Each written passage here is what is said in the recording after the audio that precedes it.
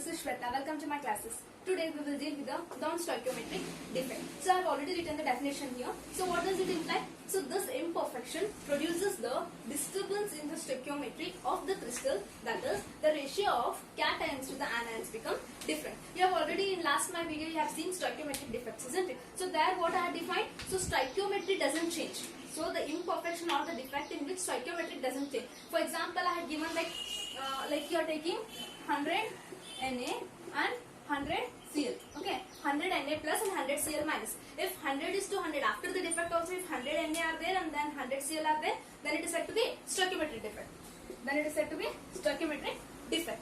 If this is some variation is there in the stoichiometry, that is the ratio of cation to the anions is not same. Think that it might be 99 Na and 100 Cl minus. Then it is said to be non-stoichiometric defect. So if one of the cation is reduced, or it might also be like this 101 Na plus 100 Cl minus. This is also like non-stoichiometric defect. In both these cases, what you are observing, your stoichiometry, that is your cation to the anion ratio is differing. So these will come under the non-stoichiometric defect. So now we will study the types of non-stoichiometric defect. You already know that there are two types. One is what? Metal excess defect.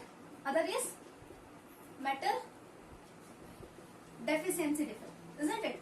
In one, what happens? Metal will become excess. Okay. In another case, metal will become deficiency. Now one by one, both we will learn in detail. Now first one we will discuss metal excess defect. So here in metal excess defect, what happens? The name itself suggests metal will become excess. Excess means what? It will become more.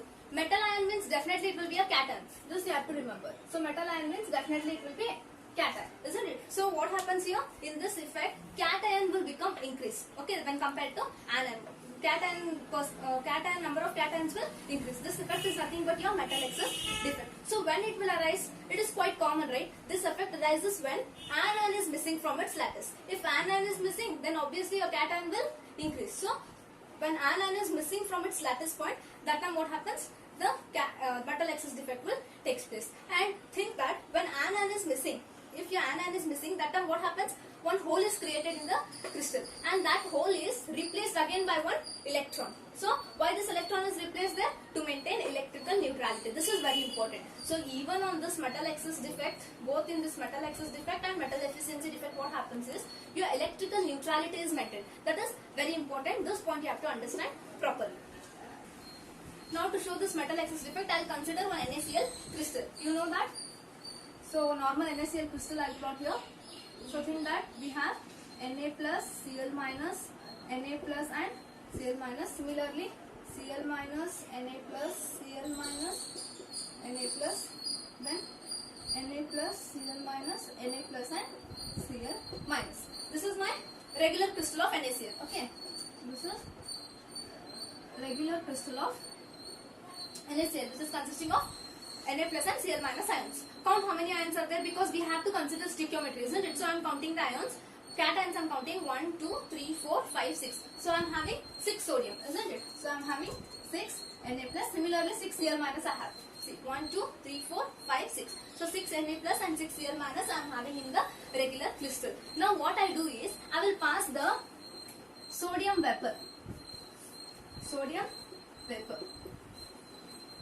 So what I do, I'll heat the sodium. When I heat the sodium, now sodium can be converted into vapor. So what I do, I'll pass that sodium vapor to this. Actually, I am passing that sodium vapor to this. Okay. When I pass sodium vapor to this, what happens? This sodium, what it does, it will come near this crystal, isn't it? When it comes near the crystal, what it does is this sodium gets converted into Na plus, giving one electron. What it does, it converts into cation and it releases one electron. And that Na plus is being attracted by one of the Cl minus. Any of the Cl minus in this crystal. Think that this Cl minus, it will get attracted. And what this electron comes? If this electron comes in place of that negative radical, that negative ion. Okay. So how that I can show is here. How that will result is your Na plus, Cl minus, Na plus.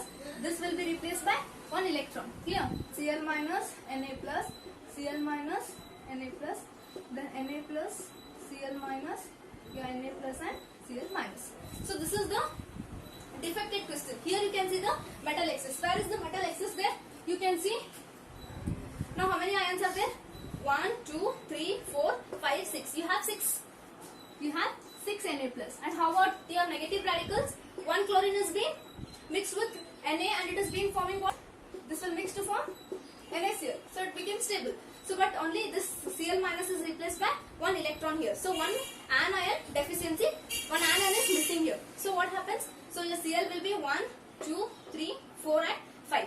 So it will become 5Cl minus. So you can see and compare here. Here there was stoichiometry, 6:6 it was, and 6 sodium were there and 6 chlorine were there. But see what happens after the effect. You are observing one of the anion is missing. Your anion is missing from its site and it is replaced by electron. Hence electrical neutrality is also maintained, isn't it? And defect, excess metal defect is also created. You can see one excess metal here when compared to that of your anion. So your 6 Na plus indicates your metal excess defect.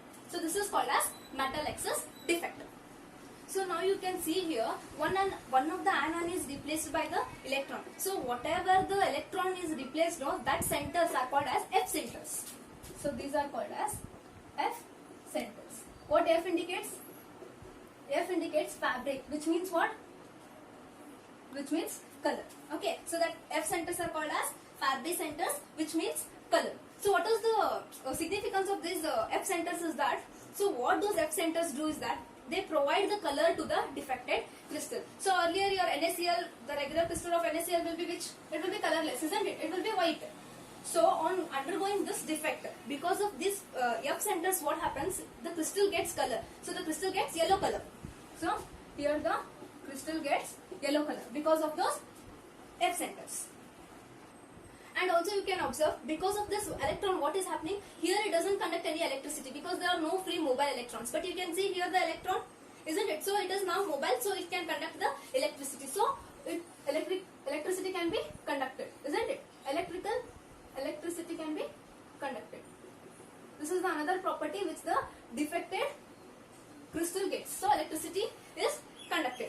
Next, another property which you can see is paramagnetism, you can see, isn't it? So because of the unpaired electron, electrons are unpaired, so you can also observe paramagnetic property.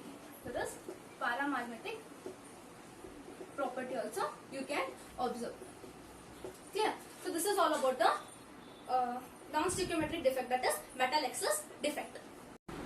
So metal excess defect also causes due to the extra positive ion. One case you studied now, just now, isn't it? Now another case when it arises when extra positive ion is present in the interstitial state, isn't it? One metal means you know that is cation. So one extra cation if you place in this crystal, then it will be metal excess defect. Now consider here ZnO crystal, isn't it? So you can see 1, 2, 3, 4, 5, 6 Zn are there, and 1, 2, 3, 4, 5, 6 oxygen atoms are there. So 6 Zn2 plus are there and 6 O minus 2 atoms are there.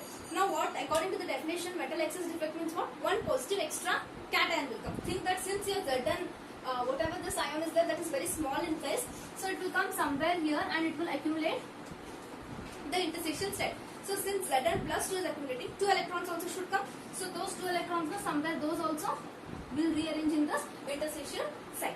So now you can see one extra cation is there. Along with the 6, one extra cation is there. So you got 7 Zn2 plus and oxygen will be only 6. Along with that, electrical neutrality is also maintained. You can see that like this Zn plus 2 is balanced by these 2 electrons. So electrical neutrality is also maintained and you are getting increased in the one cation. So this is metal excess defect. Again, what are the advantages of this? So here also, because of this free electron, what you can get? It will conduct electricity.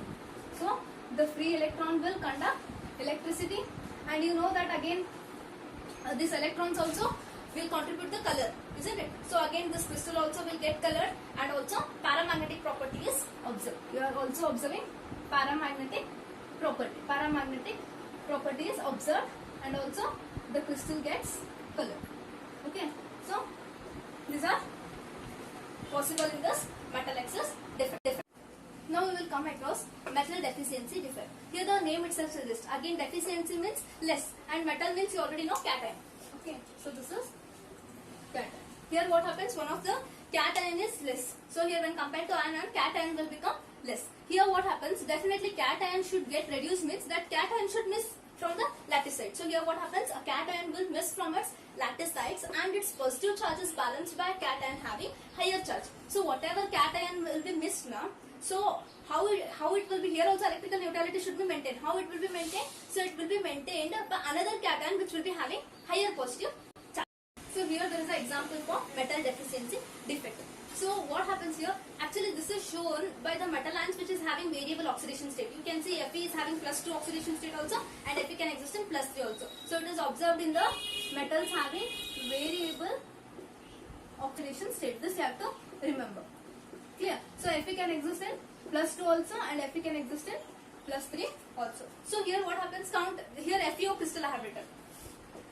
This is FeO crystal. How many Fe are there? 1, 2, 3, 4, 5, 6. So again 6 Fe plus 2 are there. So what I write? 6 Fe plus 2 ions. And how many O2 minus ions? Again 6 I have O2 minus. So 6 O2 minus. So here after the defect what happens? Can you see here? Here I have removed. So there now 3 Fe have been. Sorry, not this. So here you can see this Fe I am removing. This Fe I am removing. And this Fe I am removing. Isn't it? Here 1, 2, 3. 3 of the cations are missing, you think. 3 of the cations are missing. Now those cations are replaced. What I should do? Those cations is being balanced. Why? Because I said you in first only electrical neutrality should be maintained in metal efficiency effect also. To maintain electrical neutrality, what happens is these cations will be replaced by cation having higher charge. So another cation which is having higher charge is Fe plus 3. So what happens? These 3 ions are balanced by 2 Fe3 plus ions. Isn't it? 1 Fe plus 3, 1 Fe3 plus. So here 2, 2, 2. 6 charge plus 6 charge should be balanced. So here plus 3 and plus 3. So plus 6 is balanced. But here you see after the defect what is happening? Your whatever Fe are there, how many there? 1, 2, 3, 4 and 5. So after defect you are observing only 5 Fe are there, isn't it? 5 Fe. So you can take it as 5 like cations. You can take 5 cations. So 5 cations are there. And how many anions are there? So anions are like 1, 2, 3, 4, 5 and 6. Anions are remaining same. So 6 anions are there. Here. So again now cation to the anion ratio is changing. Hence it is non-stoichiometric effect. And how about cation? Cation deficiency is there when compared to that of anion. So this is what the metal deficiency defect. I hope you understood. If you are new to the channel, please do subscribe and tap the bell icon for notification. Thank you.